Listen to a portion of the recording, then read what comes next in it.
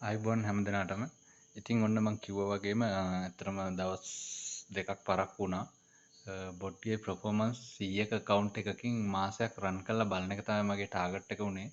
ඉතින් මෙන්න මේ විදිහට තමයි බොට් මේ මාසය ඇතුළත ෆියුචර් account එකේ ඉඳලා ස්පොට් එකට ප්‍රොෆිට් එක මාරු කරලා තියෙන්නේ. ඔයාලට බලන්න පුළුවන් මුලින්ම 2.10 2.12 2.14 කියන දවස් තුනේ USDT 1.2 ගානේ මාරු කරලා තියෙනවා.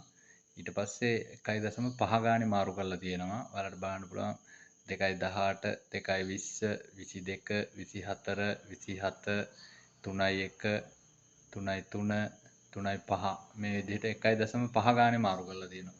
ඉතින් අපි ඔක ගණන් හදලා බැලුවොත් මෙතන සම්පූර්ණ එකතුව වෙනවා ඩොලර් 15.6 ඒ කියන්නේ 115ක ප්‍රතිශතයක් ඇවිල්ලා තියෙනවා බොට්ගේ පර්ෆෝමන්ස් එක. එතකොට ඇත්තටම මේක 1000ක වගේ account එකක් වුණොත් මේ ඔක්කොම වැටෙන්නේ එතකොට ඩොලර් 15 මේ 1.2 කියන එක වැටෙන්නේ ඩොලර් 12 ගානේ. 1000ක account එකකුත් තියෙනවා. ඒක performance එක හරියට මම ඔයාලට 20 22 වගේ වෙනකොට වීඩියෝ එකකින් පෙන්නන්නම්. මේ විදිහට තමයි ඉතින් 100 account එකේ බොට් ප්‍රොෆිට් කරලා තියෙන්නේ. ඉතින් ඇත්තටම ඩොලර් 15.60ක් කියන්නේ රුපියල් 4680ක වගේ මුදලක්. ඉතින් රුපියල් 30000ක් ආයෝජනය කළා මාසෙට රුපියල් 4600ක 4680ක මුදලක් ගන්න පුළුවන් කියන්නේ ඉතින් ලොකු දෙයක්. ඇත්තටම මම මේක ඩොලර් එකක් රුපියල් 300 ගානේ ගණන් හැදුවොත් තමයි අපිට ওই ගාන වෙන්නේ. එතකොට අපිට බලන්න පුළුවන් ෆියුචර් account එකේ කොහොමද තත්ත්වය කියලා.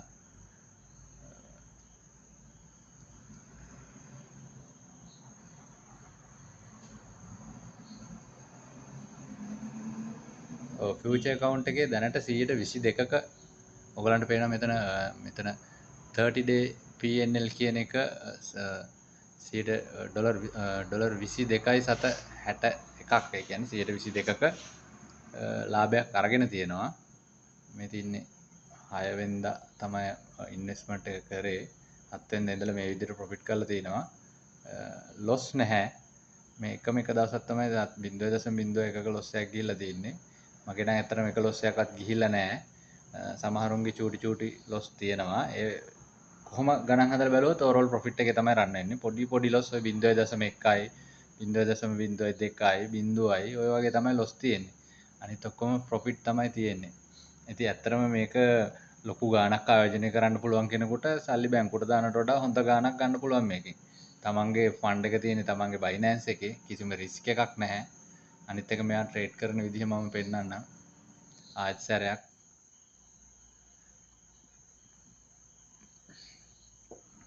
මෙන්න මේ විදිහට ට්‍රේඩ් දෙකක් ප්ලේස් කරලා තියෙන්නේ බයි එකයි සෙල් එකයි දෙකම. මෙයාට සාමාන්‍ය විනාඩියකට ට්‍රේඩ් 4000කට එහා ප්ලේස් කරන්නයි ගලවන්නයි පුළුවන්. එතකොට මෙයාගේ බයි එක ප්‍රොෆිට් කරනකොට සෙල් එක ඇවරේජ් වෙනවා. සෙල් එක ප්‍රොෆිට් කරනකොට බයි එක ඇවරේජ් වෙනවා. හැබැයි මෙයා මාකට් ක්‍රෑෂ් එකකදී ඇවරේජ් කරන්නේ නැහැ. මෙයා බලාගෙන ඉන්නවා. මාකට් ක්‍රෑෂ් එක ඉවරනාට පස්සේ මෙයා ඇවරේජ් කරනවා. ඉතින් මේක ලොස් වෙන්නේ නැහැ. කොහොමටවත් මේක ලොස් වෙන්නේ නැහැ. ට්‍රේඩ් කරන අය දන්නවා මේක ලොස් වෙන්නේ නැහැ කියලා. එතකොට මෙතන බලන්න මේ පොසිෂන් දෙක. මේ පොසිෂන් දෙකේ ලික්විඩේට් ප්‍රයිස් බලනකොට 317 තියෙන්නේ. එතකොට මාකට් එක 317 වෙනකන් ක්‍රෑෂ් වෙනකොට බයි සෙල් එක පැත්ත ප්‍රොෆිට් කරනවා. සෙල් එක පැත්ත ප්‍රොෆිට් කරනකොට කැපිටල් එක වැඩි වෙනවා. ඒ කැපිටල් එකම තමයි නැවත මෙයා ලැඩර් කරන්න එකතු කරන්නේ. එතකොට මෙයා ලැඩර් කරන්නේ නැහැ. දැන් හදිසියේ අපි හිතමු දැන් සෙල් මාකට් එකේ ක්‍රෑෂ් එකක් ගියා කියලා.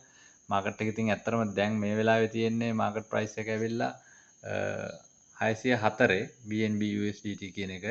ඉතින් 604 ඉඳලා 317ට එකපාර වැටේ කියලා හිතන්න බෑ.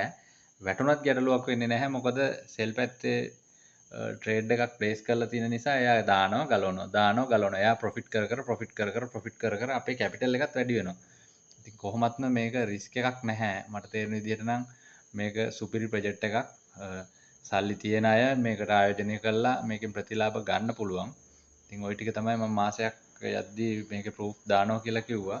හැමෝම මේ වීඩියෝ එක බලන්න. මම එතකොට මේ මාසේ 20 වෙනකොට 10 account එකෙත් තත්ත්වය කොහොමද කියලා පෙන්නන්නම්. බොහොම ස්තුතියි ඔයගලන්ට.